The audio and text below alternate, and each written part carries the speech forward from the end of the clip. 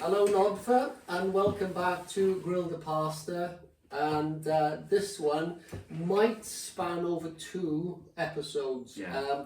We're going to be talking about death, burial and resurrection.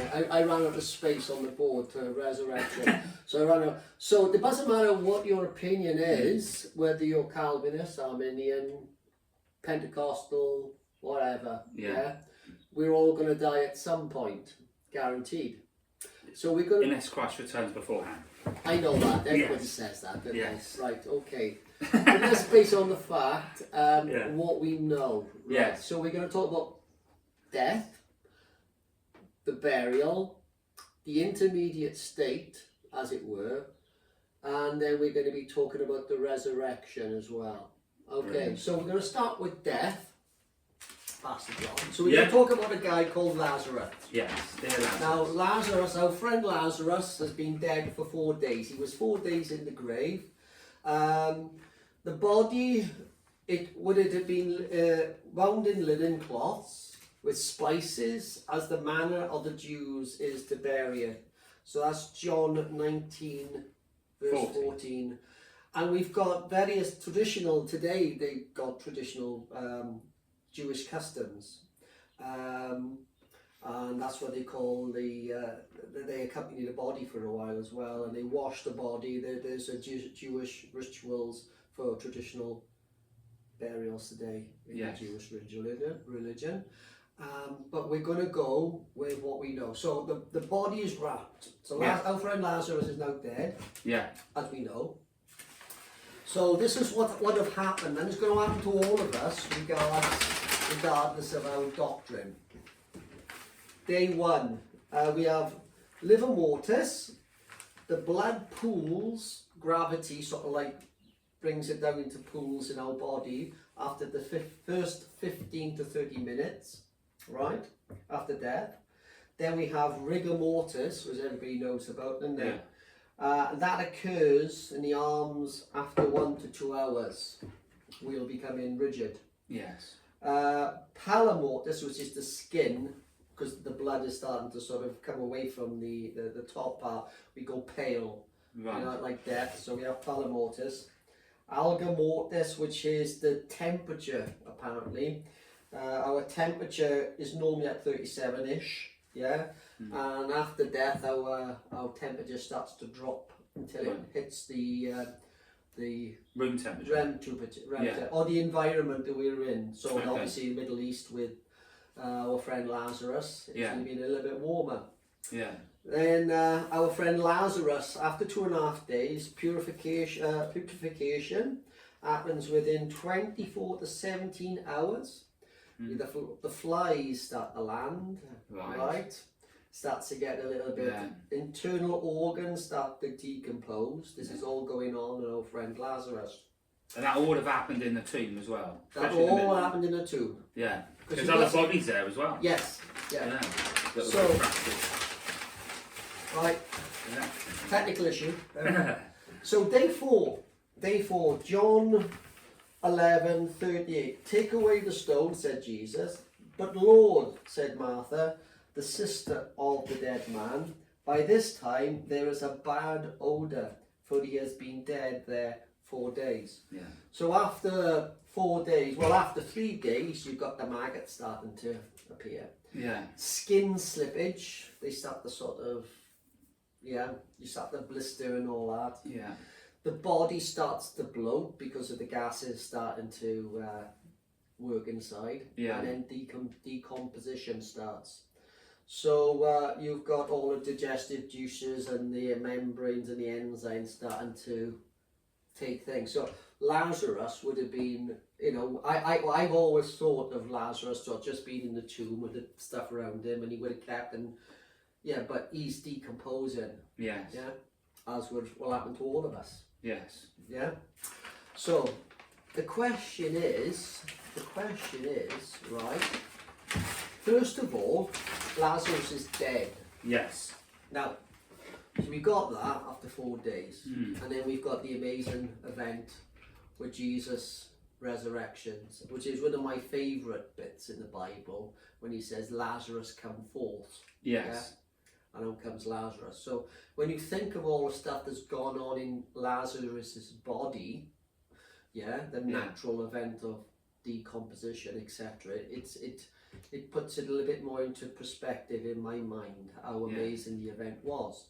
You know that famous line, I forget the preacher that said it, but he said Jesus had to say Lazarus, because otherwise everybody would have come out.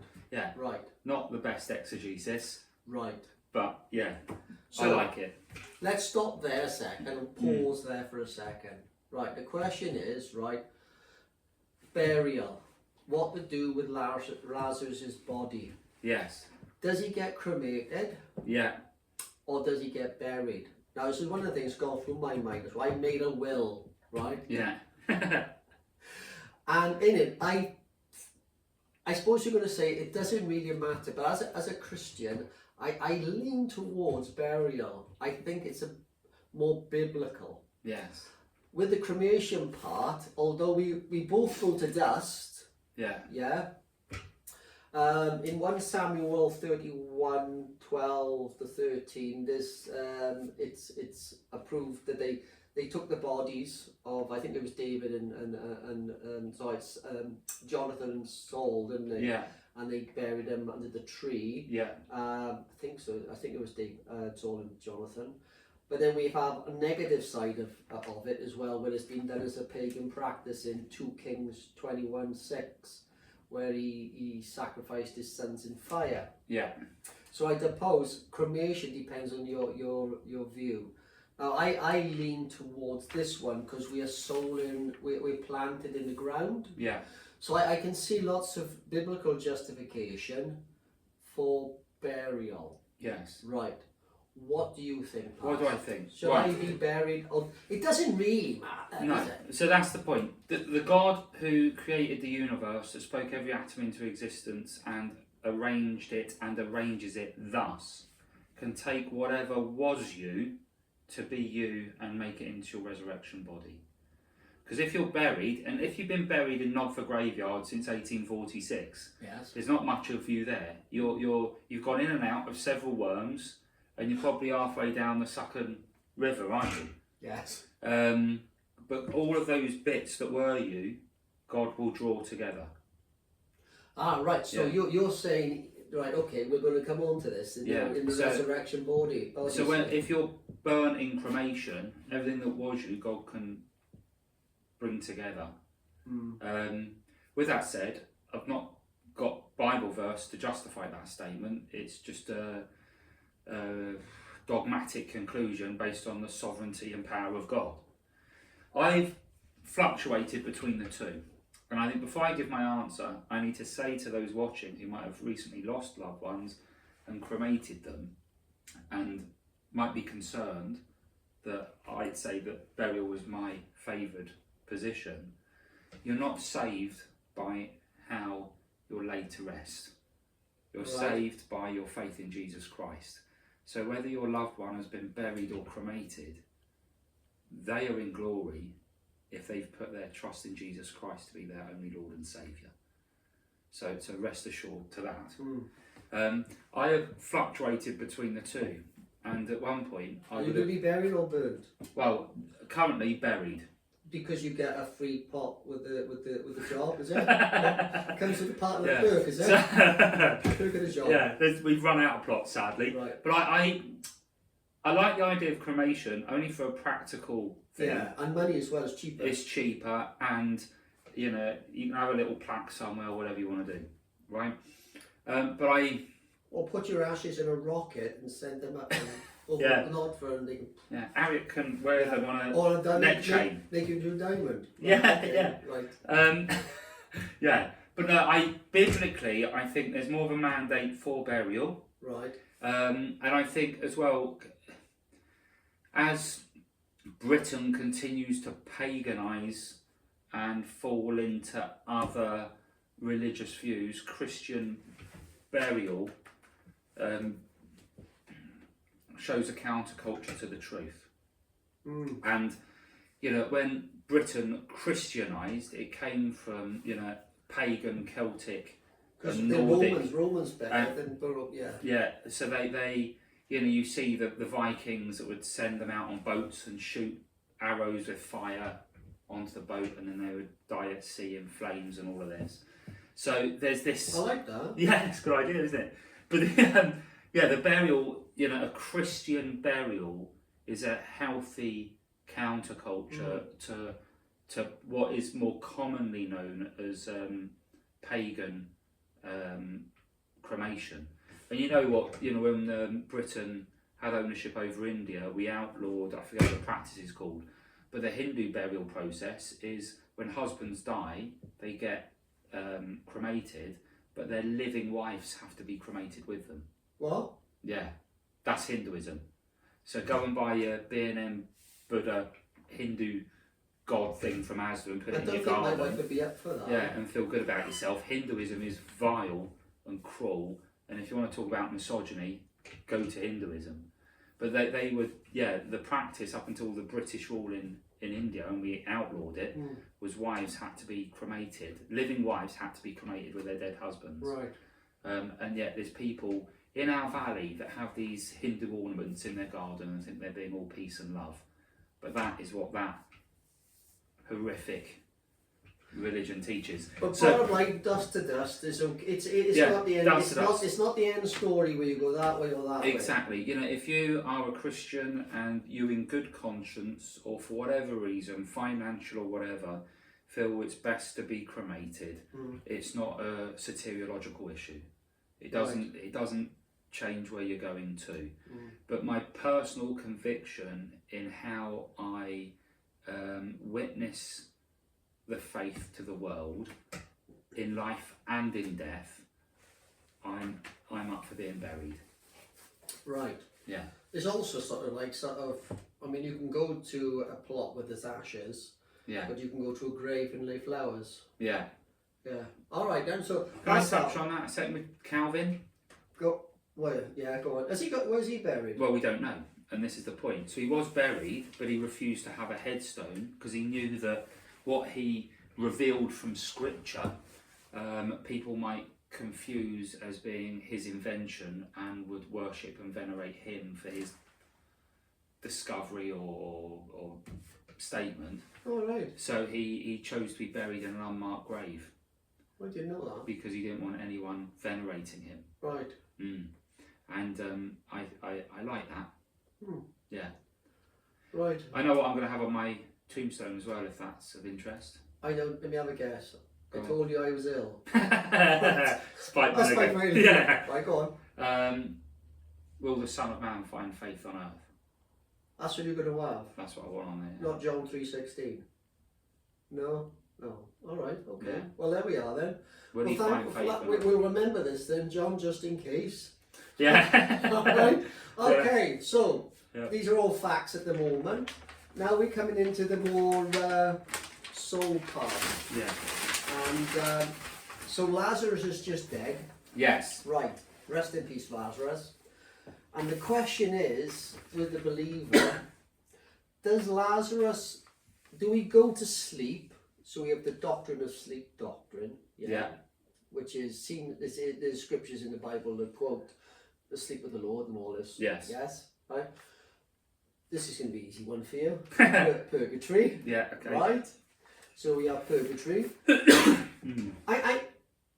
I like the part in purgatory where it says where the soul, not that you can buy them out of purgatory, but where the soul can be refined before passing on to heaven. But as you say, at the point of death, you are fully sanctified. Correct. I remember. You're ready for heaven. You know when you're ready because you're there. Right. Okay. Our soul goes immediately to Christ until the second coming. Yes. So do you want to run through those? Okay. So let's start with purgatory. The easy one. Yeah. So purgatory is Roman Catholic heresy. Right. That states that there's some kind of holding cell Right. for people that haven't quite made it into heaven, Right. and it's a great system. It funded the war against, I think it was King Louis the whatever 10th of France. Right. They came up with this to raise funds for the Vatican. Right. So, if your loved ones were good but not good enough for heaven, and they died, and they're in that mid-zone, Yeah. they're in purgatory. But don't worry, if you pay for our priests to pray for them, we can pray them out. Okay. Isn't that great? And that was the whole motive behind that, and it funded wars. I think he got. I'm not quite sure. There's no biblical justification as we see it in the scriptures for it. No. Except I think there's a section in Maccabees where Right. in the Roman Catholic Apocrypha Yes. section that they use as a sort of The justification. Yeah, they can find all sorts in the Bible to Right. justify their. Right. Yeah, Okay. yeah. So I don't take that. Can I go on a bit of a curveball with this though? Go on then.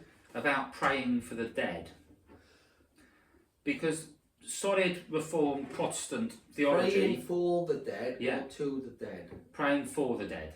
Right. Yeah. Okay. So there's one mediator between God and man. That's the man Christ Jesus. So I wouldn't pray to Mary. I wouldn't pray Right. to the saints. I wouldn't pray to the dead. But I've been thinking a lot over recent years about praying for the dead.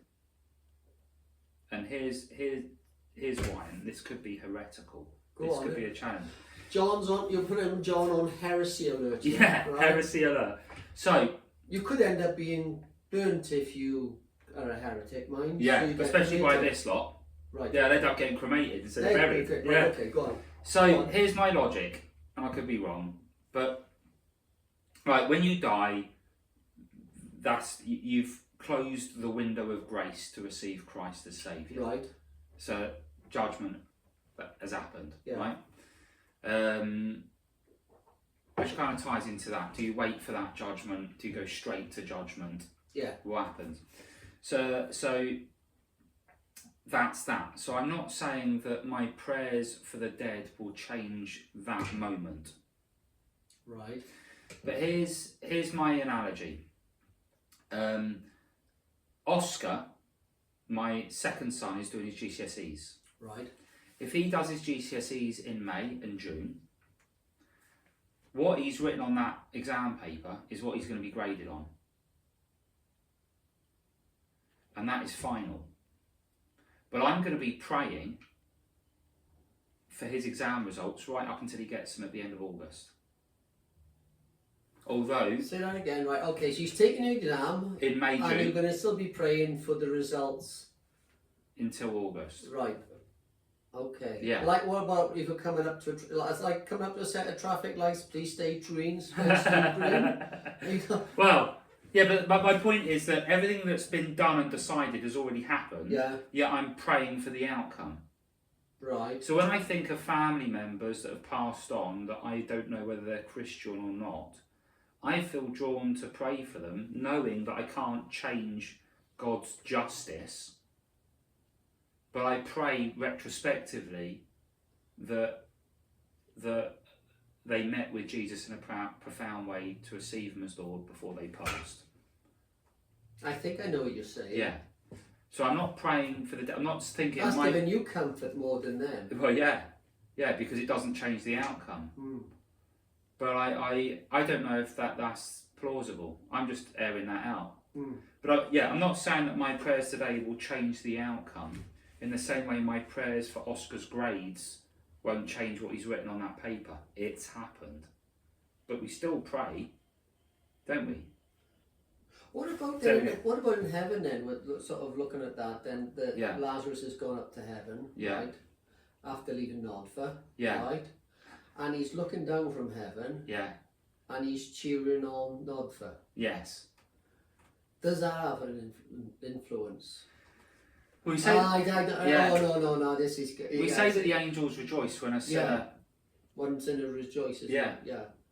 Hmm. So I don't think there's any influence. God is sovereign, but part of the act of praying is to submit to God's will, isn't it? Right.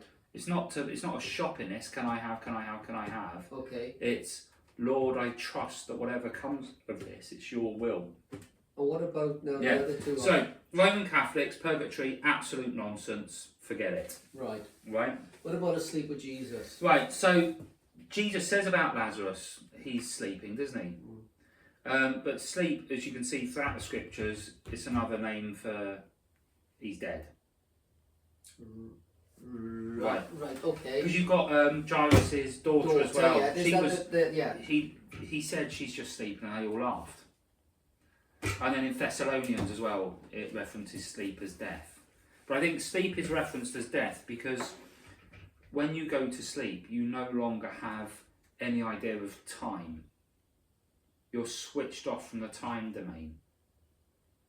Right. You could have what you perceive as hour-long dreams that lasted 30 seconds, chronologically.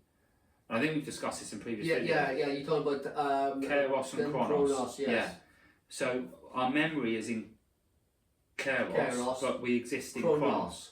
But when we die and enter into eternity, we enter into Chronos. According to the scriptures. Yeah. So we're in a sleep-like state when we die. The question is, like it says in scripture, when you're not with the body, you're with the Lord. You're with the Lord. Right. And then it argues, is there a distinction then between Lazarus when he died and when we die today? Yeah. So he was the other side of the cross. We're going to be coming on to that now. Okay. Because with the sleep doctrine, which I have time for, with Lazarus' death. Yeah. Because when Lazarus was called out of the grave, this is it, see, right? If you're Lazarus, I'm going up to you and say, what was it like then? Exactly. What was it like? You shouldn't Because they wanted to kill him then, that's what the both of them, didn't they? Yeah. After that. You don't. This was the game changer, wasn't it? This was huge. Yeah. Of course. Yeah. But you don't want to make doctrine out of what the Bible doesn't say. That's very dangerous. Right. You make it out of what it does Clear. say. But you'd think there would be a gospel of Lazarus that he would have said, yeah, I'd been to heaven and it was amazing. Yeah. And there isn't one. Same with Jairus' daughter.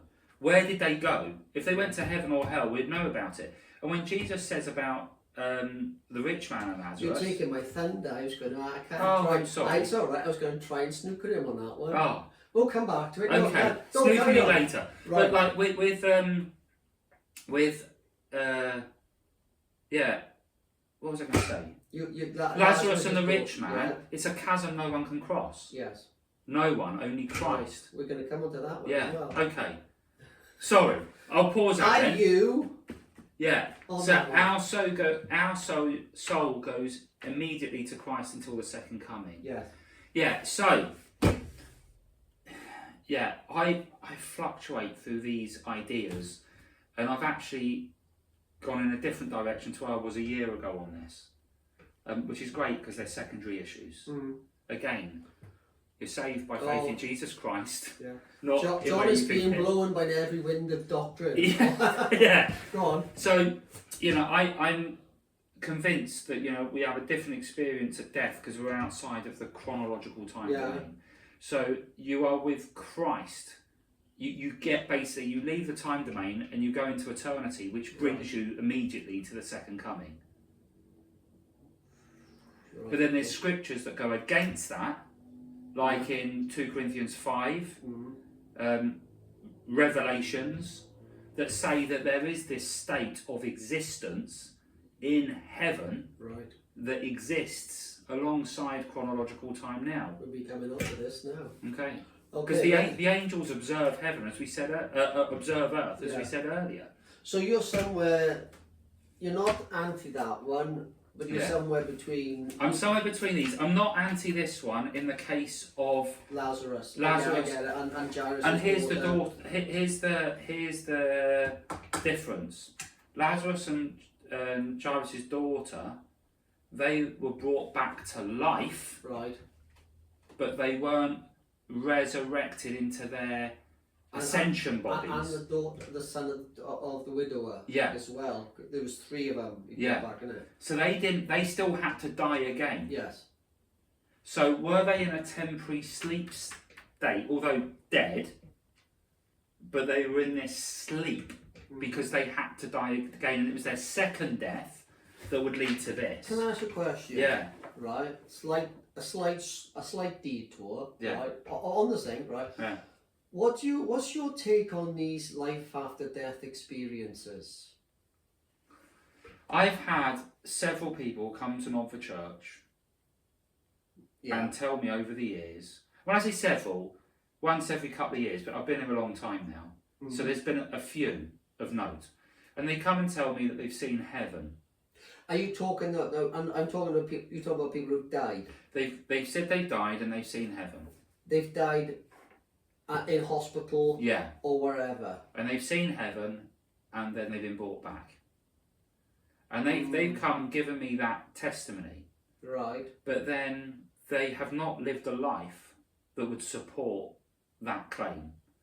And you barely see them committed to a local church. Yeah. You barely see, what they're very good at is hopping to tell their story. And then when the attention goes, they move on. Right. And okay. But I'm not going to call them liars. No. They might genuinely believe what they saw and attribute it to heaven. Oh, John, you're going to get yourself in trouble. Yeah. I know. It could be demonic deception because Satan can come as an angel of light. Right. Yeah. Jesus says it's a chasm that no one can pass. Yes. Yeah. And if you've gone to heaven, you're not seeing the sort of the bright light. Yeah. And you're heading towards the bright light. If you've gone to heaven, you don't want to come back. Right. Right? You would be, you hear these stories of, I went to heaven, but it wasn't my time yet, so I came back. Or I went to hell. But these people have been clinically dead, you see. Yeah. But have they been brought back? Yeah, because... God knows whether that's dead or dead to be revived. Yeah, I mean, after if it's like 4 or 5 minutes, or minutes. Yeah. Yeah. Then I think, that was the still brain activity. Yeah. But Lazarus is dead 4 days. He's stinking and maggots are coming out. And, Yeah. He's in a nasty. He's had better days and he's coming back after 4 days. But with the light after death experiences, I like listening to them. Yeah, and I find it interesting. The big thing is, does what they say match this? That's the problem. I think to myself, like you say with the rich man and Lazarus, Lazarus and the rich man. Yeah. If it doesn't match this, then it's definitely not true. Okay. Would it be better? You also have it in other cultures: Hindus, Muslims, Buddhists. You have these people that claim to go to these various things. Do you know what I read the other day about Buddha? What he said about Nirvana? No, I don't. Women will not see Nirvana. So all these women with their yoga mats and B&M bargain Buddhas in the garden, Buddha doesn't believe you can get to Nirvana. Right, you are there. There we go. Right. So I question it severely. Right. And God is sovereign. He knows the beginning from the end, and this kind of answers this question. He knew that he was going to bring Lazarus out even 4 days later. So was his death, or was it sleep death? Right. Okay. Right. Okay. Yeah. Right. So, what about the soul of unbelievers? What happens to an unbeliever at the point of death? Do they go to hell for eternity, or do they go to the doctrine of annihilation? Do you want to sort of unpack them two little numbers? And then we could take a break because we're going to talk about the intermediate state then a bit more. Yeah. And heaven and hell. Okay. And the resurrection body. So do this one. Yeah. And then if you see the same cup of tea, it's gone cold. Yeah, right? Okay. Yeah, we've been here for a week waiting. Right. So do you want to talk about then heaven and hell? All right. What happens to the unbeliever? So it's appointed for man once to die, and then it's judgment. Judgment. Right? So in judgment, you're going to be judged for everything that you've done with the life God has given you. Right. And anything you've done that is not worthy of the glory of God. Can I ask a question? Yeah. That's not Judgment Day, is it? Well, if you take the view that we've left Chronos for Kairos and you fast forward to Judgment Day, and you've been on hold until then, You're on ice. Yes. Yeah. but if it could be the judgment that you then go to heaven and, or people say paradise and Sheol, Yeah. and then there's a final Judgment Day where then it's hell's cast into the lake of fire or what have you, and then you have the new heavens and new earth here. There's like a tiered system or 2 holding bays, but that worries me. It brings Okay, you to which purgatory. is the easiest one to knock out of the way then? Totally annihilationism. Go on, why not? Because I mean, I'm being funny, alright, there's people you don't like, and there's people I don't like, right? Yeah. And if I'm in heaven and I'm seeing them being toasted, I might enjoy that for yeah, for a couple of, for maybe an hour or so, but after a while then, eternity of watching them would get rather sort of tedious. yeah. But So does that sound horrible saying that? no. So No, but do you know what I mean? Yeah. It, So God has made humanity, body and soul, and we're beautifully eternal beings. Not that we didn't have a start. We obviously were created at conception, right, and then we have 70 here, and Yeah. then we go on to eternity. right, And that's what makes us human, because we look beyond material life, right, right? And that's a beautiful thing. So we have values and ethics and concepts and hopes that go beyond us, and Right. that's unique to humanity, and it's beautiful right, because we have this transcendent reality about us. right, So God is eternal, and He's made us eternal so we can be in eternal, life-giving, loving relationship with Him. right, Some of us don't want to be in that relationship with Him, and He gives us 10 to work that out. right. So, And if we don't want to be in eternal, life-giving relationship with Him, we're not going to have to be in eternal. I'm going to be asking this about hell now in a minute. Yeah, we're going to be away from Him. Right. And that's going to be for an eternity, because you don't cease to be a soul. So you're saying that. This is nonsense, annihilationism. So annihilation just means you cease to exist. Right. And that's your punishment, non-existence. Jesus speaks Because about souls hell. are eternal, aren't they? Yeah, Not me funny. Yeah? So as God is sovereign, can't He, if He chooses, destroy a soul? yeah, but it's like that old philosophical question: if God is all powerful and all knowing, could He move and create a God? Could He move an unmovable stone? Could He move an unmovable stone? And the answer to that is it's a non-question, because if God has ordained it unmovable, He did it for the purpose of it never being moved. Right. So souls Yeah. are indestructible. Well, He's made them eternal for that reason, for His glory. So He's not going to then make something eternal to then destroy it, because Right. He's sovereign. He sees the beginning to the end. So that's just gone pop. this is just an absolute nonsense. Jesus speaks about hell. Yeah. You know, so to be a Christian who believes in the doctrine of annihilation, you're undermining Christ's words. And sadly, what's our friend's name? John Stott fell into this towards the end of his life, didn't he? He wrote that superb book, The Cross of Christ, and wonderful man of God. And then towards the end, he went down that path. So we're over there. We're absolutely over there, because Okay. if there's no such thing as hell, Right. why did Christ die on the cross to save your soul? Okay. If it was just to cease to exist, that would be a grace. So we're going to stop now. Yeah. Before going on to we've done the body, what's going to happen, whether regardless of denomination, Yeah. and we've talked about the soul, heaven or hell, Yes. and now we're going to go on to what's heaven like, what's hell like, and the resurrection body. Brilliant. So see you soon.